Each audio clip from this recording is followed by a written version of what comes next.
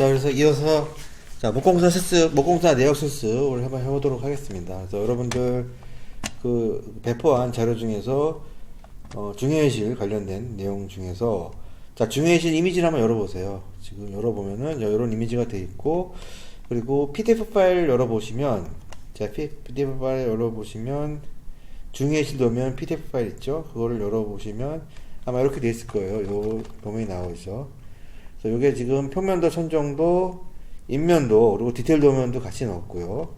자, 이 도면에 해당되는 이미지가 바로 요 이미지입니다. 그래서 공사 내용을 간략하게 설명을 해보면, 자, 천정은 지금 경량철골 천정으로 됐을 거예요. 그 목공사가 아니고. 그래서 일반적으로 우리가 목공사를 조그만 소규모 매장이라든지 카페라든지 이런 거 할 때는 목공사가 굉장히 많은 부분을 차지하지만, 신축 같은 경우는 목공사 이런 천장의 부소트 같은 경우는 거의 다 금속으로 하는 경우가 많아요. 경량 금속으로 많이 하기 때문에 목공사의 범위는 많이 줄어들었어요. 그래서 지금 여러분들이 접한 지금 실습 내용은 주로 마감재와 관련된 그런 목공사라고 보면 될 것 같고요.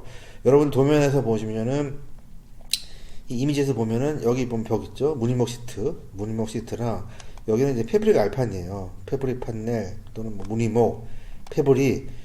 무늬목이면은 우리가 합판에다가 우리 무늬목 시트를 이제 발라가지고 합판 또는 MDF 여러 가지 방법이 있고, 자, 요거 같은 경우도 패브릭 알판이기 때문에 이제 합판에다가 아마 여러분들 디테일 도면을 보면 합판에다가 이렇게 패브릭을 씌워가지고 시공하는 걸로 되어 있을 겁니다.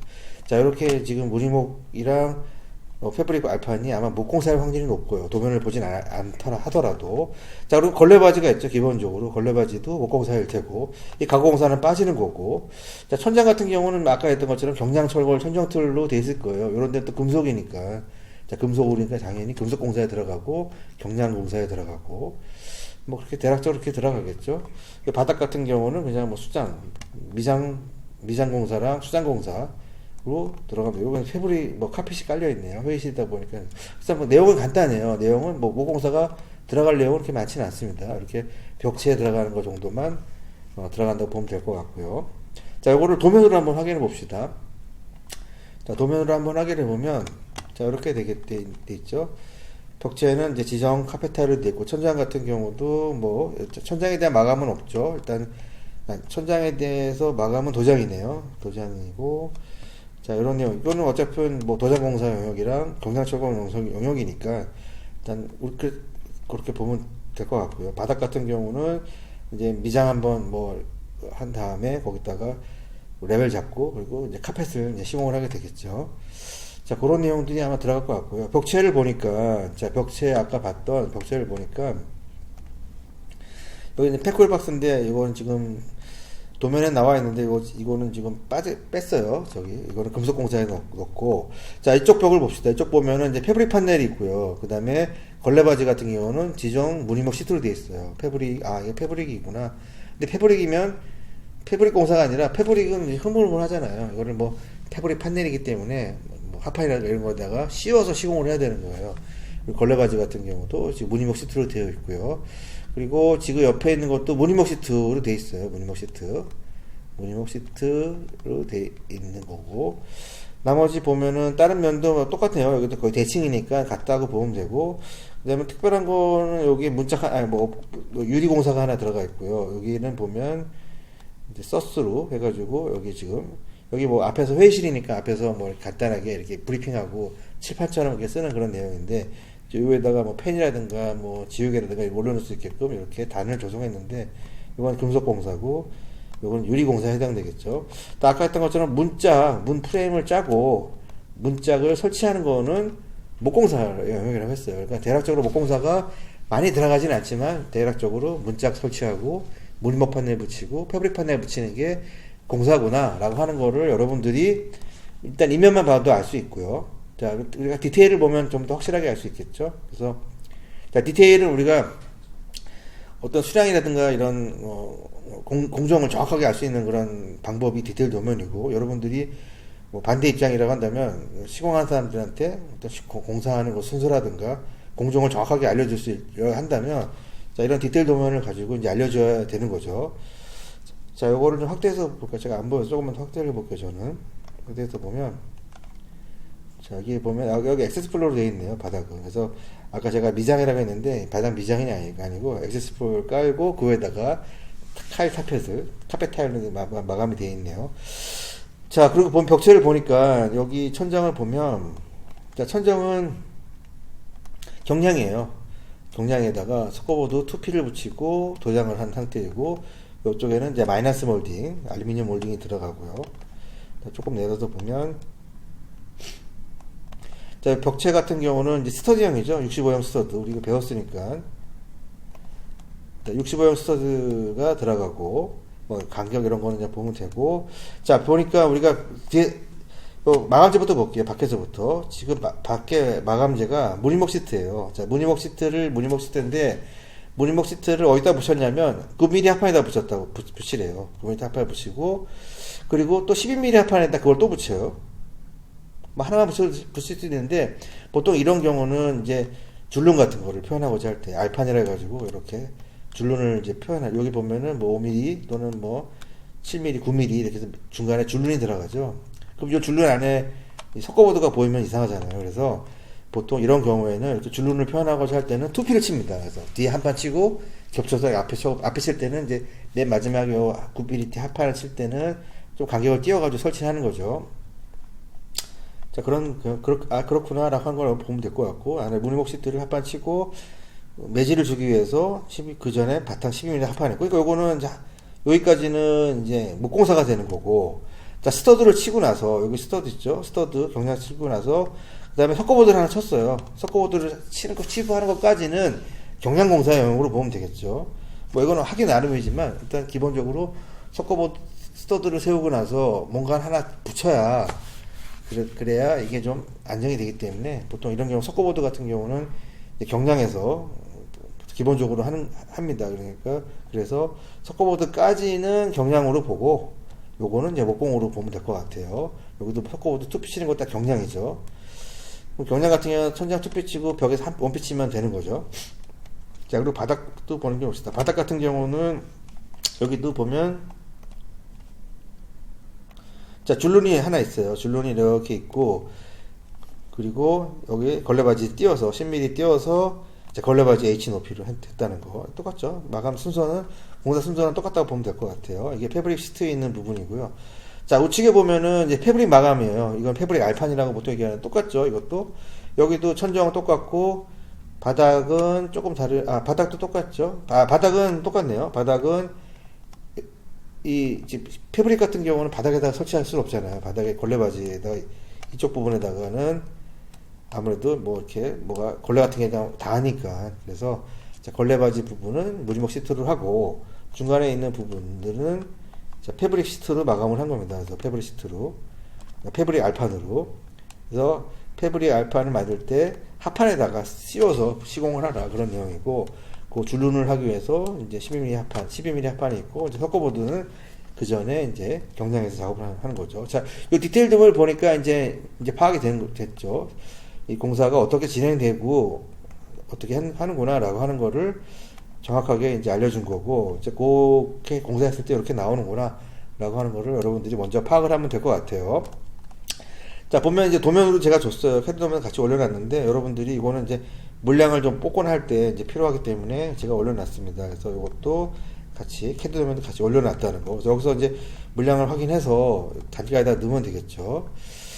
자, 그렇게 여러분들이 좀 파악을 하면 될 것 같고요. 그리고 여러분들 같이 있는 것 중에, 자, 그 도면과 관련된 중회의실 내역 실습이라고 하는 파일 한번 열어보세요.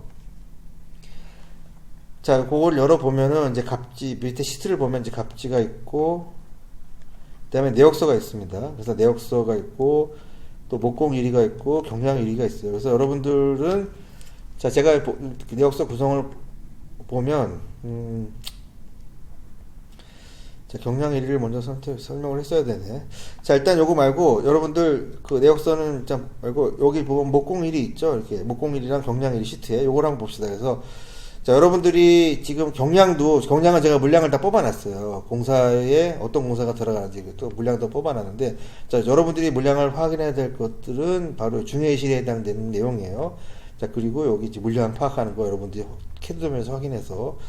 자, 그런데 요걸 한번 봅시다. 그래서 목공 1을 봅시다. 목공 1을 보면, 자, 일반적으로 목공사가 어떤 종류가 있다고 하는지를 대략적으로 좀 보기가 쉬워서 여기서 한번 좀 설명을 하고 갈게요. 자, 목공사이죠, 목공사. 목공사가 뭐 여러 가지 공정이 있는데, 그 공정 중에서 대략적으로 좀 중요한 공정들, 우리가 여기 방금 전에 봤던 그 중회실 봤던 그 공사가 거기만 있는 게 아니라 그 건물 전체를 공사하는 거예요, 신축으로.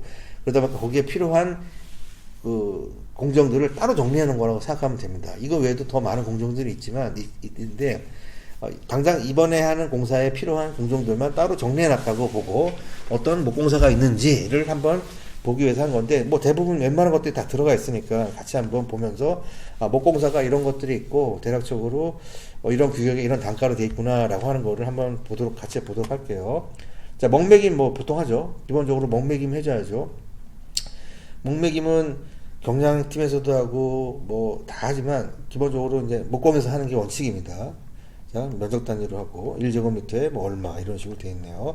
자, 목구조틀 있죠. 목구조틀 있고, 자, 그리고 목구조틀을 라운딩으로 하면 R값을 줘가지고 밴딩을 하면은 조금 더 당연히 여러 가지 인건비라든가 이런 거 자지야 뭐 똑같다 하더라도 인건비에 좀 상승이 있겠죠. 뭐 그런 것들이 있고, 자, 천장 구조 반자틀 그러면 천장 있고, 자, 목구조틀 반자틀, 바닥 목구조틀, 반자틀이 아니라 천장 목구조틀, 보통 반자라고 얘기하고요. 제가 그다음에 바닥에도 구조틀이 있을 수 있고, 자, 강단이라고 하는 거는 아까 단을 좀 올려가지고 하는 거예요. 그래서 이런 것들이 있구나 공사하는데 보면 될 것 같고요.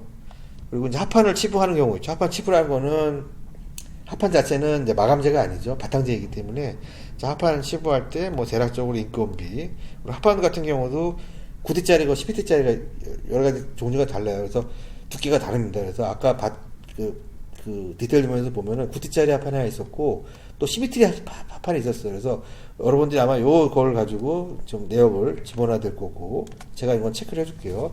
그 다음에 무늬목 시트도 있고, 그 다음에 무늬목 시트 판넬이 있어요. 그래서, 자, 무늬목 시트 판넬 같은 경우는 바탕재를 여기는 이제 MDF로 할 수도 있고 합판으로 할 수 있어요. 그래서 이제 보통 MDF로 같은 거 할 때는 현장에서 제작할 때는 MDF로 많이 하고 합판으로 할 때는 이제 공장에서 하는 경우들도 있고요. 자, 그래서 무늬목 시트 판넬이 하는 공정이 있네요. 그래서 제가 표시해 놓은 거는 우리 이번 여러분 실습의 내용이 포함되어 있기 때문에 한 겁니다. 그래서 여기 보면 자재비랑 인건비가 이제 따로 되어 있어요. 자, 뭐 자재비 같은 경우는 천차만별이겠죠. 비싼 걸 쓰면 더 단가가 올라갈 수도 있고요. 자, 그리고 아까 무늬목 판넬도 지금 무늬목 판넬이 있고 무늬목 시트 판넬이 있어요. 요거를 굳이 구분한 거는, 자, 무늬목 시트 판넬 이것 좀 설명하기가 조금 어렵다기보다도 이제 현장에서 보통 이제 쓰는 내용인데, 자, 한번 확인해 볼까요? 여기 보면 어디 갔나? 자, 무늬목 시트 판넬로 되어 있잖아요. 여기 보면, 자, 무늬목 시트 판넬이 돼요. 시트라고 하면은 얇게 두루마리로 된 걸 얘기하는데, 보통 우리가 시트 판넬 그러면 현장에서 뭐 PVC로 만든 걸 의미합니다. 그래서, 자, 여기 시트 판넬로 되어 있으면 PVC 소재를 합판에다가 붙인 거예요. 보통 그렇게 하고, 시트가 안 들어가고 그냥 무늬목 판넬이라고 하면은 원목이죠, 원목. 원목을 이렇게 얇게 켜가지고 붙인 거를 얘기합니다. 그리고 또 다른 것 중에 인테리어 필름이라고 하기도 해요. 인테리어 필름. 근데 그런 경우에는 이거는 현장에서 제작하는 거예요. 인테리어 필름 붙여가지고. 인테리어 필름은 현장에서 제작. 근데 그 문짝 같은 거를 이제 현장에서 붙일 때 인테리어 필름이라고 못해요. 이거는 근데 뭐 정확하게 규격이 정확하게 정해진 그런 내용이 아니라 그냥 현장에서 부르는 용어입니다. 그래서 그러다 보니까 이런 것들이 만약에 있다고 한다면 여러분들이 한번 확인을 해줘야 돼요. 현장에서 그냥 작업자분들이 보통 하는 얘기를 그냥 그대로 써놓은 겁니다. 자, 그리고 패브릭 판넬이 있고요. 패브릭 판넬 같은 경우도 뭐 자재비 인건비가 있고요. 뭐 이렇게 있네요. 자, 뭐 랩핑 판재 같은 경우는 이건 보통 현장 공장에서 보통 만들어서 가져오는 거죠. 흡음보드, 뭐 고밀도 여러 가지가 있어요. 쭉 볼게요. 그 다음에 도어 제작하는 게 있네요. 이게 보면, 자, 도어 제작. 자, 아까 집성목도 얘기했었죠. 원목이라고 했죠. 원목이니까 비싸죠. 인건비도 비싸고. 자, 도어 제작하는 거, 도어 프레임 제작하고, 보통 도어는 도어 프레임을 제작을 한 다음에 그거는 이제 공사에 벽체가 어느 정도 완성이 되면 프레임을 제작을 합니다. 그리고 문짝은 안 붙여요. 문짝은 맨 마지막에 붙여요. 거의 공사 끝부분에 가가지고 붙이거든요. 그래서 공정이 사실 두 개로 좀 나눠져요. 그래서 먼저 프레임을 제작을 하고 현장에서 마지막에 문짝을 제작해서 갖다 와서 붙이기만 하는 거죠.